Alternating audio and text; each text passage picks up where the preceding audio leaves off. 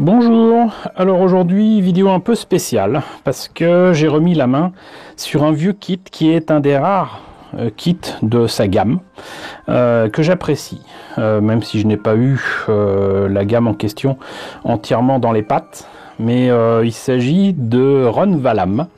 Ron Valam qui fait partie de la collection Megaro Zamak.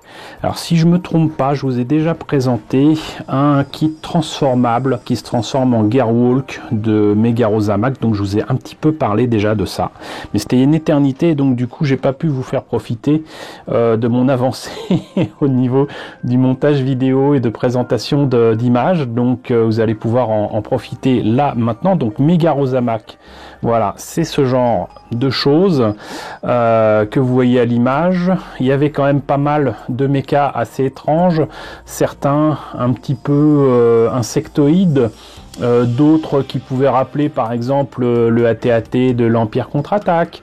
Et là donc il y avait ce Ron Valam qui est une espèce de tripode, mais qui est un engin qui, même s'il me fait penser un petit peu au Destroid de Macross, ou qui pourrait faire penser à certains mechas de Battletech du coup, est étonnamment rempli et de bonnes intentions et de bonnes trouvailles. Le problème, c'est que je n'ai pas retrouvé sa boîte que je vous présente ici.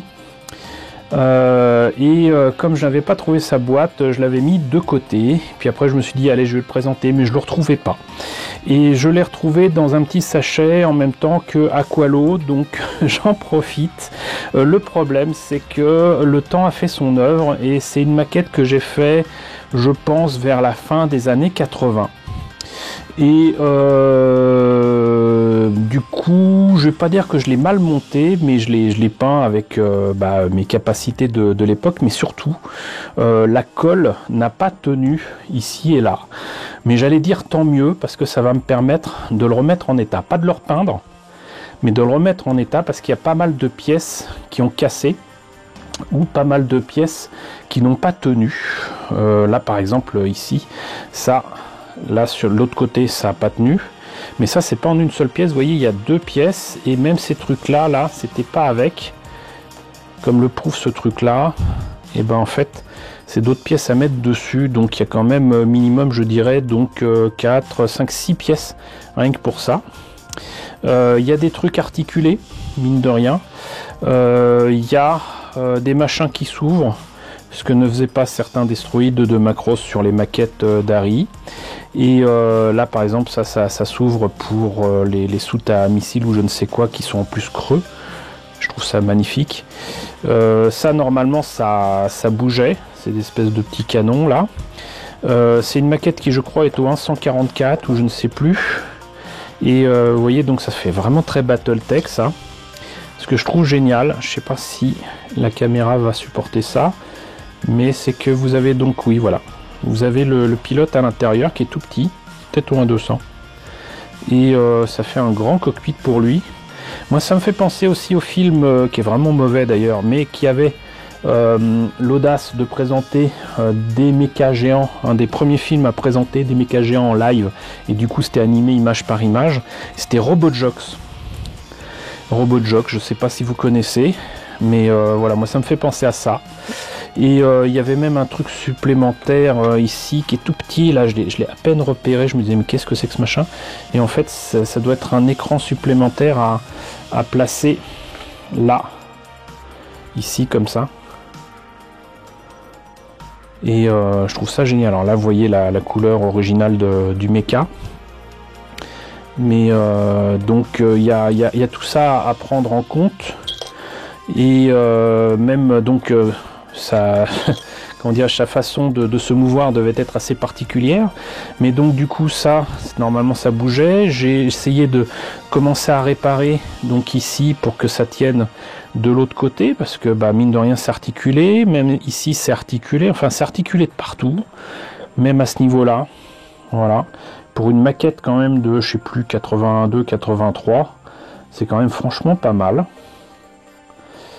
Et je pense qu'il y a des choses sympathiques à faire, et c'est surtout en voyant ces jambes là que je me suis dit bon, si je mets juste un point de colle ça ira pas, ça tiendra pas au final parce que c'est articulé.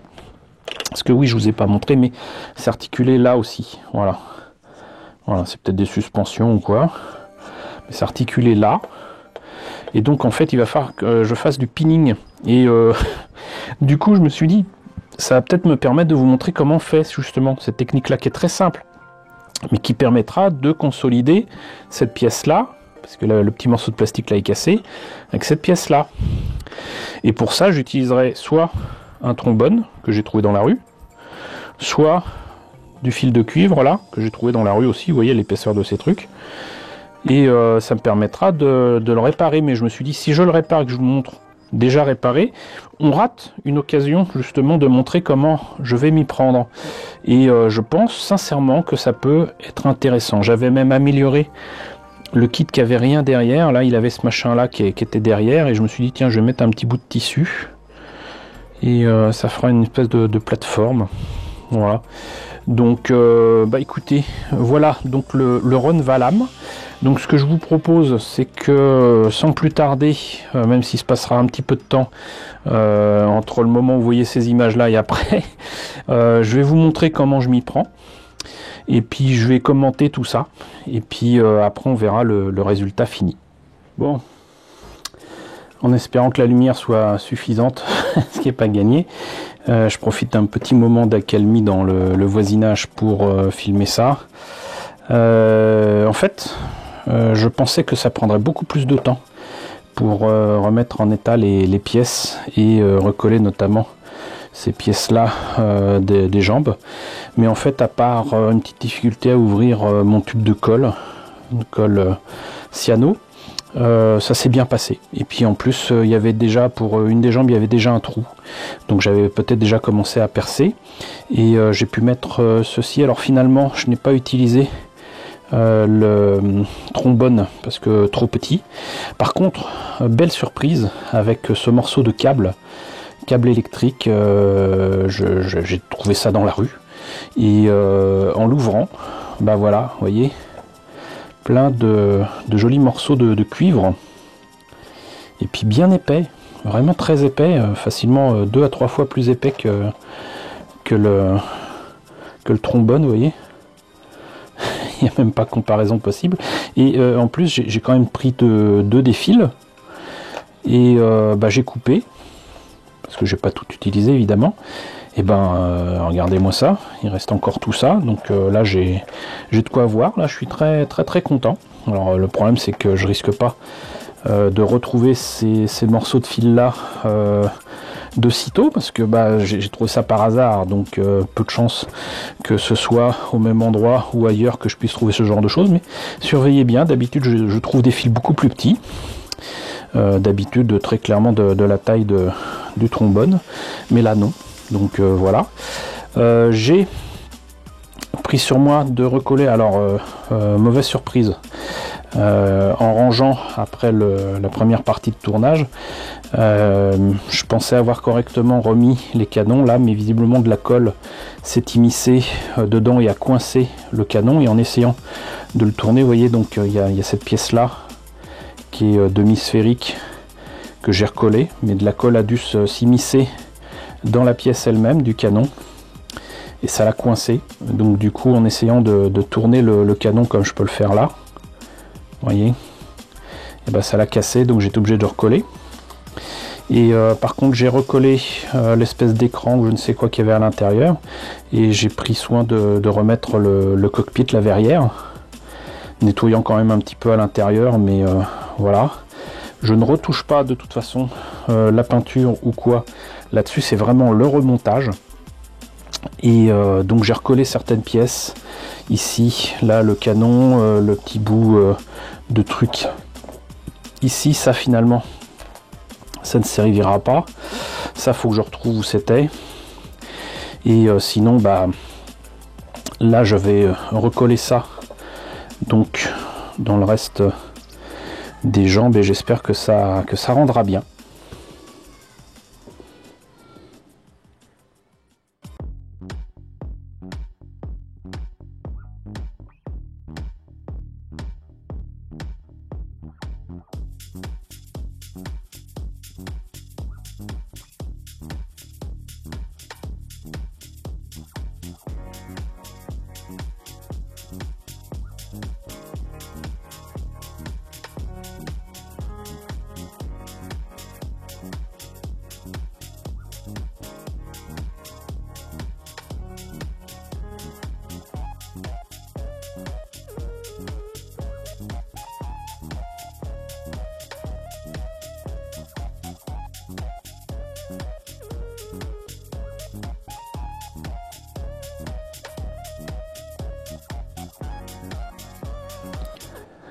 Et ben voilà.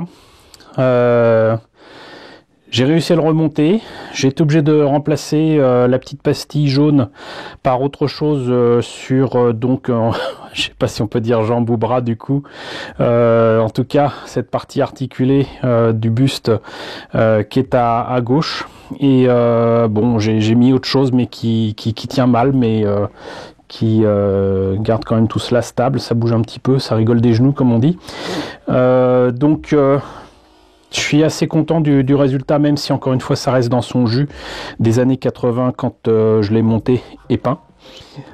Je suis quand même assez satisfait parce que du coup, même s'il y a certaines pièces qui ont très mal vieilli et qui visiblement ont mal aimé l'adjonction de colle ou quoi que j'avais peut-être mis pour l'exposer il y a des années, bah ça va, franchement ça va.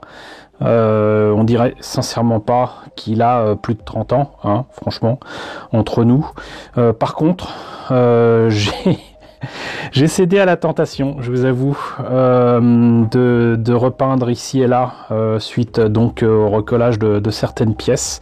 Mais du coup, plutôt que peindre, que je vous montre ça quand même, ici, vous avez donc très clairement, pour moi c'est des phares. Et c'était un peu plat et j'ai laissé quand même la peinture telle quelle, rouge et dorée, j'avais mis à l'époque.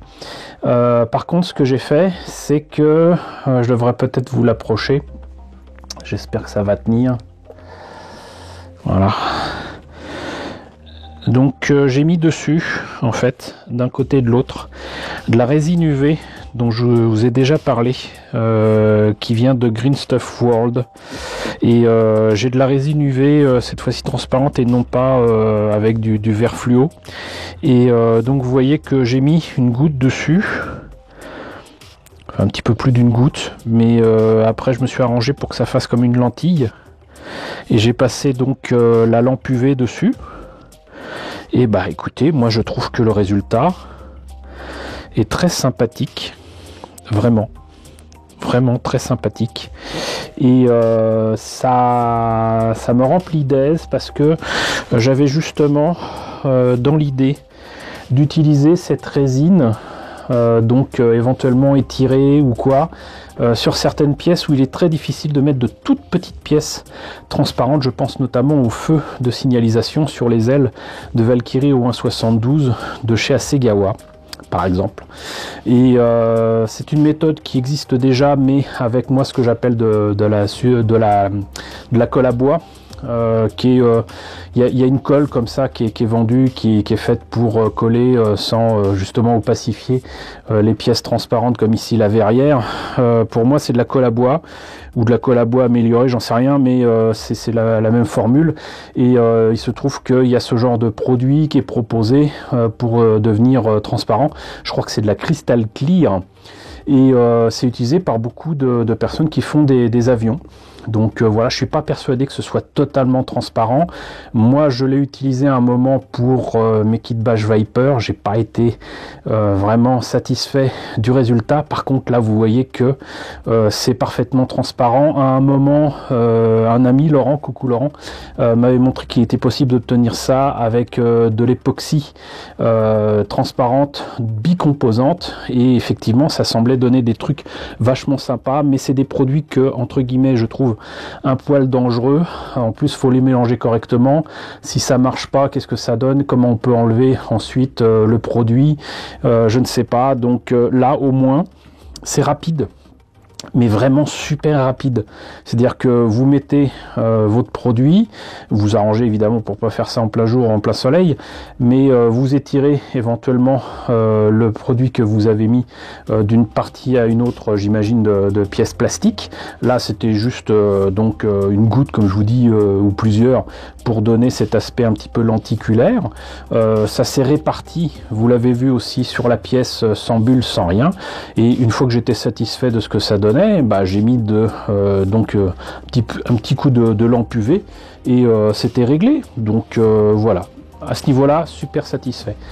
Satisfait aussi parce que mine de rien ce kit est super bien foutu, surtout pour l'époque.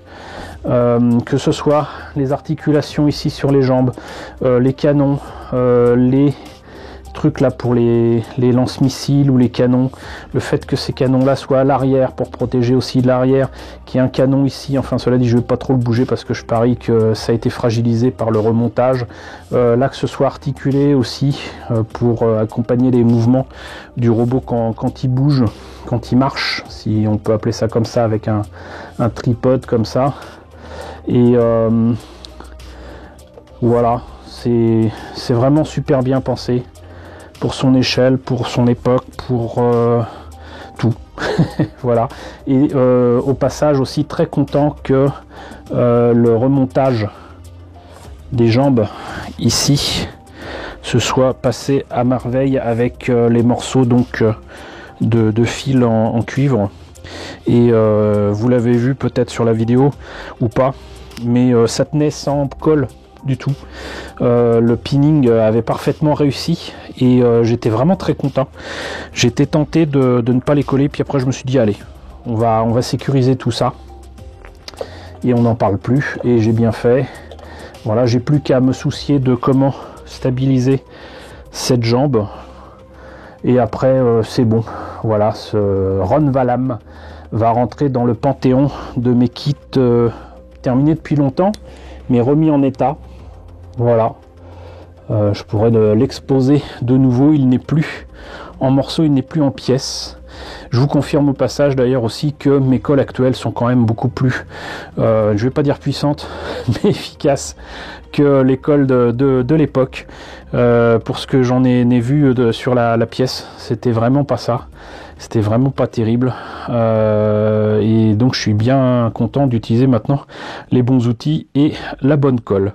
En tout cas, j'espère que la présentation de ce kit, j'allais dire exceptionnel, mais surtout qui court pas les rues, vous a intéressé.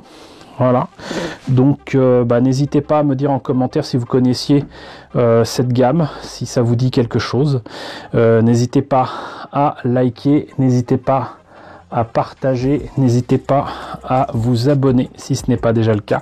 Coucou aux nombreux abonnés qui nous ont rejoints ces derniers temps, bienvenue ici. Coucou aux grands anciens qui me suivent désormais depuis plus de 5 ans. Merci à tous de votre fidélité, merci à tous de votre soutien sur Tipeee et sur Paypal. Surtout, prenez soin de vous, surtout en ce moment avec le reconfinement. Je vous laisse avec la liste des contributeurs de la chaîne et je vous dis donc à très bientôt, je l'espère, pour la présentation d'un nouveau mecha.